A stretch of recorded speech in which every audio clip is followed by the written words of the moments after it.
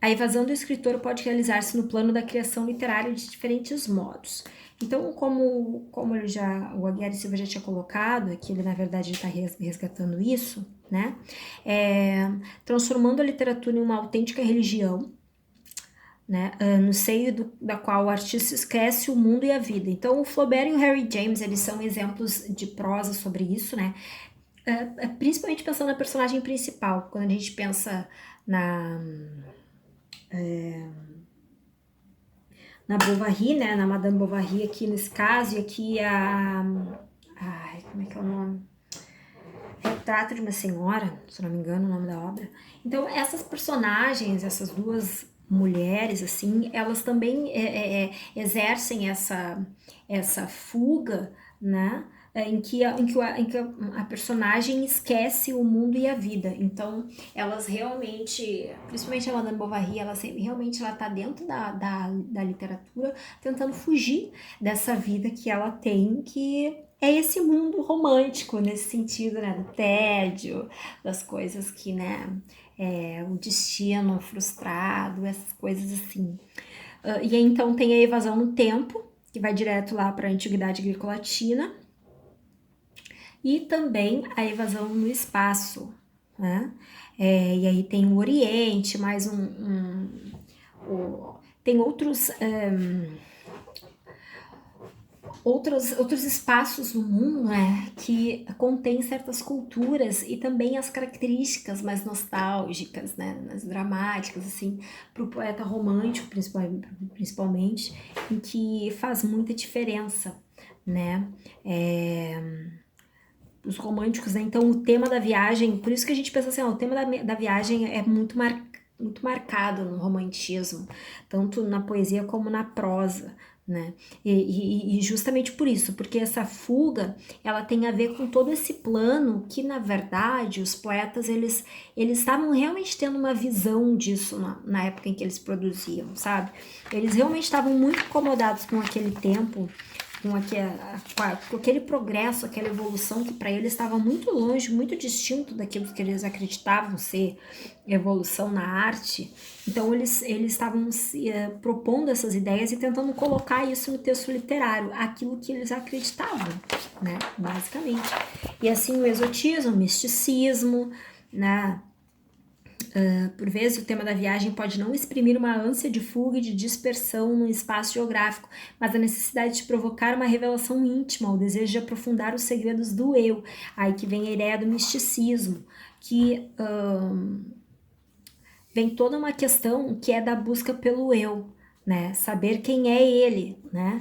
Então, a intenção do personagem é não mais estar numa comparação com o outro, mas ele saber a sua própria identidade, saber identificar a sua subjetividade. E aí também tem a questão da infância, em que o escritor evoca sonhadoramente o tempo perdido na infância, em que o tempo era bom, né? Eu era feliz e não sabia, aquele lance todo. Que, na verdade, a pureza, a inocência, né, e a promessa dos mitos fascinantes. Na verdade é isso, né, a pureza e a inocência. Isso era o mais importante para eles, porque isso foi se perdendo ao longo da vida adulta, ao longo da realidade da vida, do tempo, não necessariamente das injustiças, mas daquilo que ele achava que estava indo embora, ou seja, o tempo da infância, em que não tinha essa tecnologia, em que não tinha todo esse progresso material que se vem acabar com o mundo que existia. Então é quase como se eles estivessem aqui lutando esteticamente com uma arte que lutasse contra o progresso, contra a mudança material no mundo. Simplesmente porque era algo, né, esse mundo era algo que dava prazer para ele poder ter ali ainda, além da memória, mas materialmente as coisas que marcaram ele na vida, basicamente, né? Então, a criação de personagens constitui outro processo frequentemente utilizado pelo escritor, particularmente pelo romancista, né, claro, para se evadir. Então, personagem plasmada segundo os mais secretos desejos e desígnios do artista. Então, é como se o personagem fosse ali a caracterização dos desejos, dos desígnios do poeta, do autor, no caso, né, do escritor. Então ele, através dos seus personagens, ele acabaria retratando ou representando o que ele pensava, né?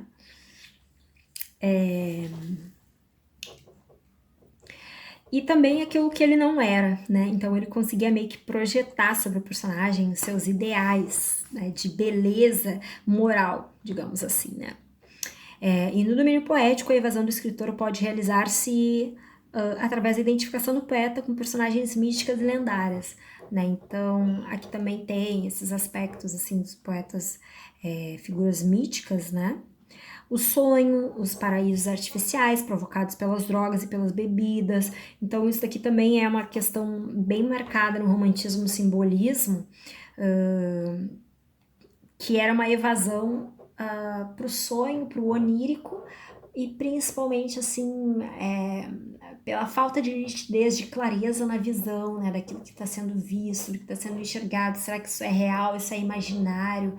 Porque justamente ele está ali no limiar da realidade, da fuga, né, da incapacidade, da intolerância de estar no mundo real. Então, esse fenômeno que a gente chama aqui de fenômeno de evasão literária verifica-se igualmente no leitor. Então, esse é conduzido à evasão, né, ao leitor, através do tédio, da frustração, do processo psicológico conhecido como nome de bovarismo, que era aquilo que a gente tinha comentado, que a Madame Bovary também tinha essa evasão do mundo real através da leitura dos textos,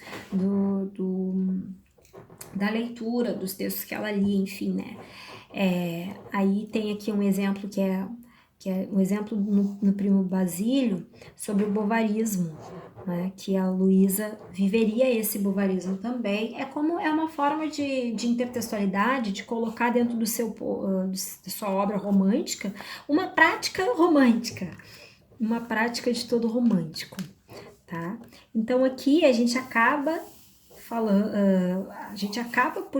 por falar na literatura nesse sentido da arte pela arte, e ao mesmo tempo esse assunto, esse tema da arte pela arte acabou se encaminhando para esse sentido de fuga, também por falta, no meu ponto de vista, né, no meu entendimento, muito por falta, assim, como o mundo externo, o fora, não era fonte de conteúdo, se necessitava buscar conteúdo em outras fontes. Tá?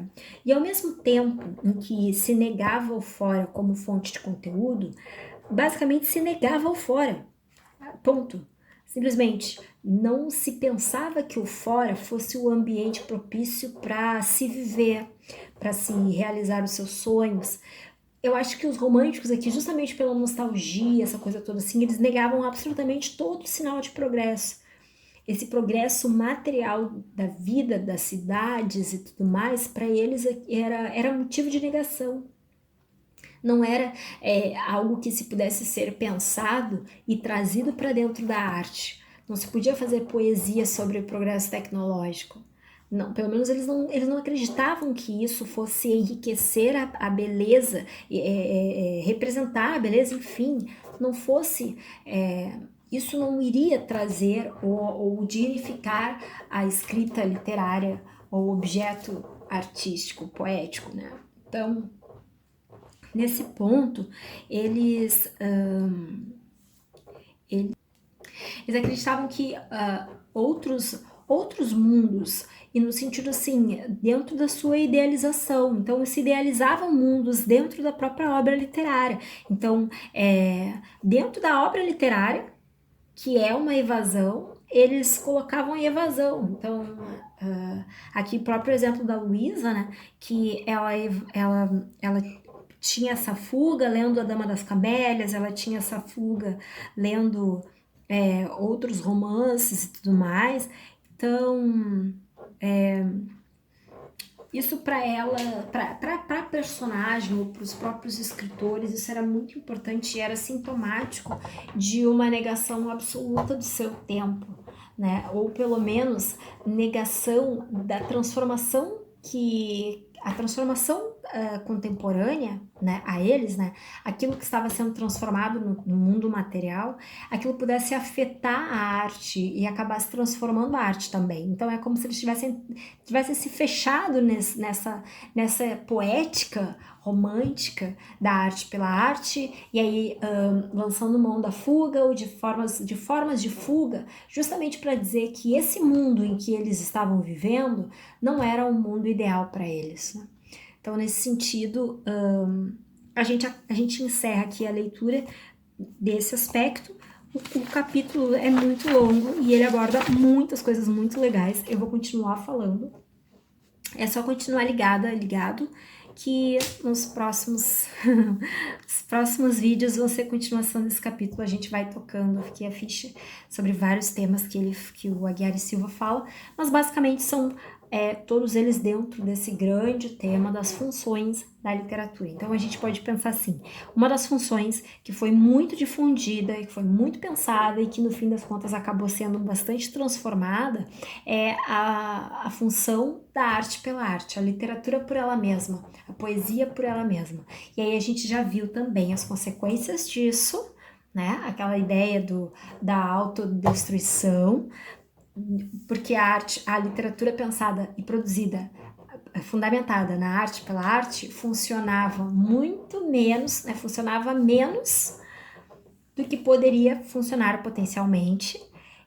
Ela até funcionava, porque no caso assim, eles conseguiram produzir um mecanismo, né, de fazer a estética romântica acabou que funcionou, mas ela funcionou durante um tempo, freneticamente, mas ela acabou sendo superada.